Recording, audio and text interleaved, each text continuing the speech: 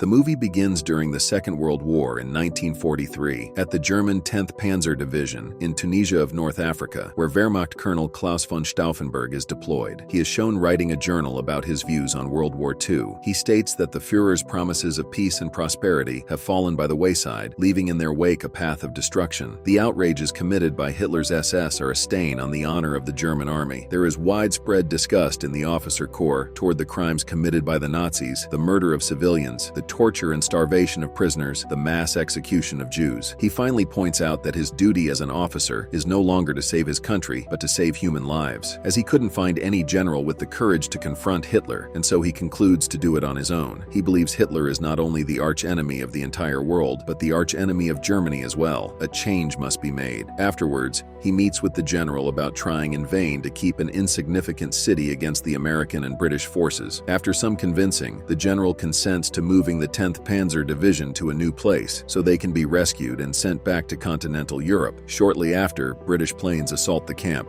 severely wounding Stauffenberg, causing him to lose one of his eyes, right hand, and 2 fingers on his left hand. The scene shifts to a tense Major General Henning von Tresckow watching Hitler as he visits a base camp on the Eastern European front. While Adolf Hitler gets ready to depart on a personal airplane, Tresckow, along with an assistant, attempt to assassinate him by concealing a bomb in a wine case and hands it over to a person aboard Hitler's plane. The bomb, however, is a dud and fails to detonate, and Tresckow flies to Berlin in order to safely retrieve it. Upon his arrival, he meets with General Olbricht, a fellow conspirator, and successfully recovers the wine case. After learning that the Gestapo has arrested Major General Hans Oster, a secret committee member, he orders General Olbricht to find a replacement. Olbricht contacts Colonel Stauffenberg on Tresckow's advice to fill the position. After recruiting Stauffenberg into the German resistance, Olbricht presents Stauffenberg at a meeting of the secret committee where he meets 3 significant resistance leaders. The secret committee has coordinated previous attempts on Hitler's life. The members include General Ludwig Beck,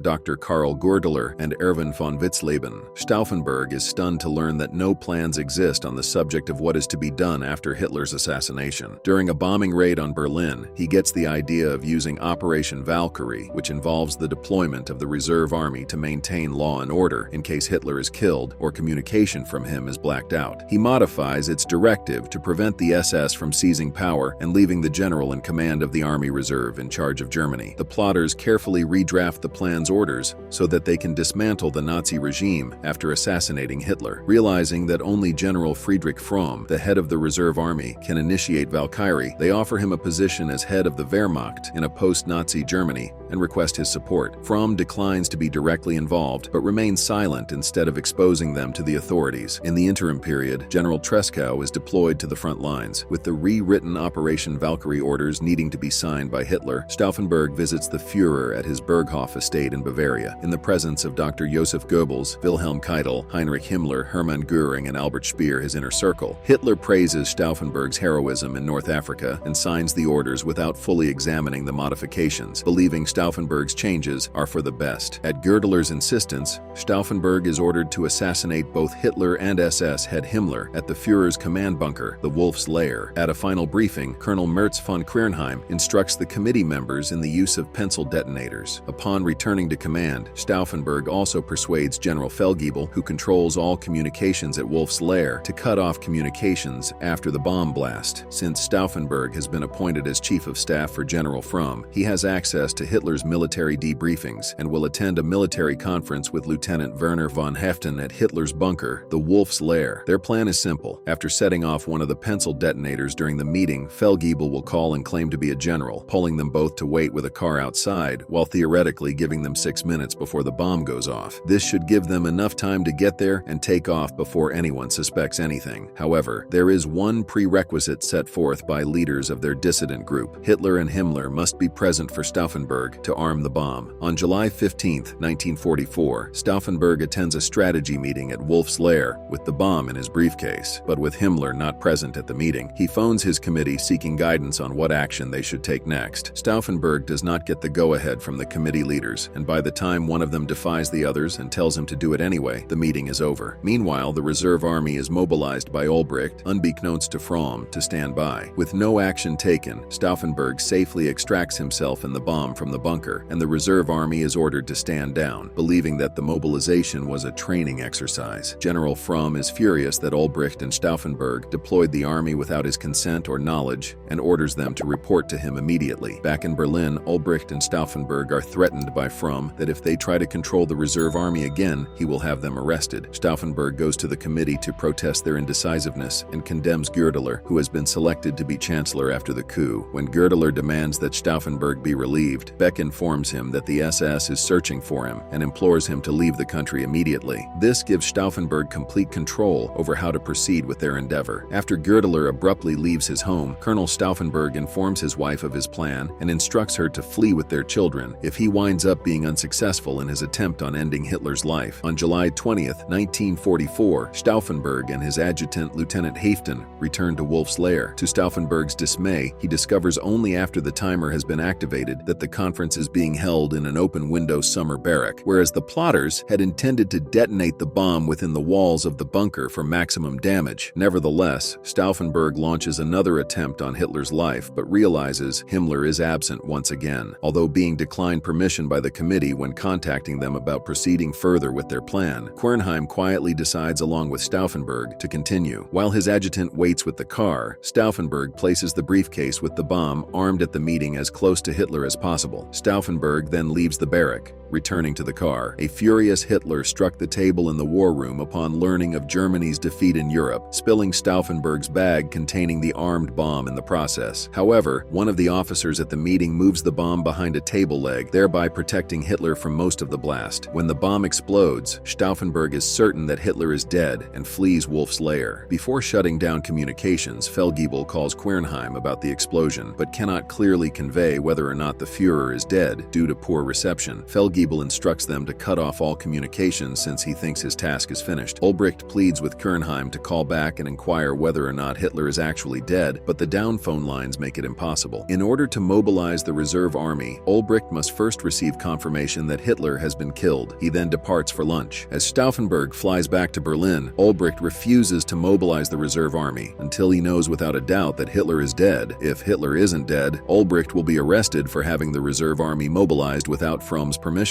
Behind Ulbricht's back, Quernheim forges his signature and issues the orders anyway. With Operation Valkyrie underway, Major Remer starts deploying troops in Berlin. Stauffenberg successfully deceives the guards into opening checkpoints for them as he, Haften, and their driver hurriedly exit Wolf's Lair before returning to an airfield and taking off rapidly for Berlin's government district. Stauffenberg is shocked when he learns that an order could delay their endeavor significantly, but they continue with their strategy as planned by marching into General Fromm's office, telling him that Hitler is no longer alive. They offer him the choice of joining their cause or being jailed. After communications are re-established, Fromm learns from Field Marshal Keitel that Hitler is still alive. In response, Stauffenberg asks which side Fromm is on, but the general refuses to join the plotters, resulting in them detaining him. As the commander of the reserve army for Operation Valkyrie, Stauffenberg and his fellow plotters order the arrest of Nazi party leaders and SS officers, convincing lower officers that the party and the SS are staging a coup. As Stauffenberg begins to take control of Berlin's government ministries, mid-level officers relaying the orders begin to wonder which side they should be fighting for. Rumors reach Berlin that Hitler survived the blast, but Stauffenberg dismisses them as SS propaganda. Major Otto Ernst Remer of the Reserve Army prepares to arrest Goebbels, but is stopped when Goebbels connects him by phone to Hitler, who commands him to free all SS officers and apprehend conspiracy leaders while they are still alive. Immediately recognizing the voice on the other end, Remer realizes that the reserve army has been duped. Rather than containing a coup, they have unwittingly supported it. As time passes, Stauffenberg's conspirators either defect or run for their lives in an effort to flee. After that, the reserve army approaches the headquarters, where Stauffenberg, Haften, Quernheim, Ulbricht, and Beck are met with resistance from loyalist soldiers, resulting in a brief shootout. General Fromm, along with the SS officers, are released, and the plotters in turn are besieged inside the Bendler block. The headquarters staff flee, but the resistance leaders are arrested. In an ultimately vain effort to save himself, General Fromm convenes an impromptu court-martial and sentences the conspirators, Ulbricht, Haften, Quernheim, and Stauffenberg, to death, but permits Beck to shoot himself, contravening Hitler's orders that they be kept alive. After learning of the plot's failure, General Treschow uses a grenade to kill himself following Goerdeler's hanging. Given a pistol by Fromm, Beck commits suicide. Eventually taken before a firing squad that night, the ringleader leaders are then executed by firing squad one by one until only Stauffenberg and Halfdan remain. As a final act of allegiance to his commander, Halfdan advances in front of Stauffenberg, taking the first rounds from the firing squad. When his turn arrives, Colonel Stauffenberg's last act is to cry, "Long live sacred Germany." At his trial, Witzleben loudly condemns Hitler, indicating that he too is put to death on September 4th of that same year. The movie then claims that General Fromm's Red killings were ineffective, since he was also executed on March 12 of 1945 for failing to report on conspirators. The movie ends with a brief epilogue informing that the conspiracy of July 20th, 1944 was the last of 15 known assassination attempts on Hitler by Germans. It also mentions Hitler's suicide 9 months later, and that Countess Nina von Stauffenberg and her children survived the war. The dedication at the memorial to the German resistance is then superimposed. "You did not bear the shame. You resisted. You bestowed an eternally vigilant symbol of change by sacrificing your impassioned lives for freedom, justice, and honor." And with that,